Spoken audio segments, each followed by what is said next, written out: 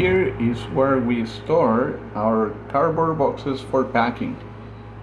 We use them for different purposes, from packing paint kits to nails, shakes, even for using for packing our wood bundles as well.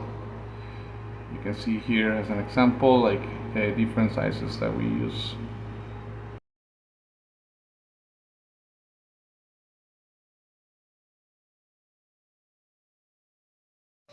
A quick and easy fix was to print and to laminate different labels. So now everything is on the right spot.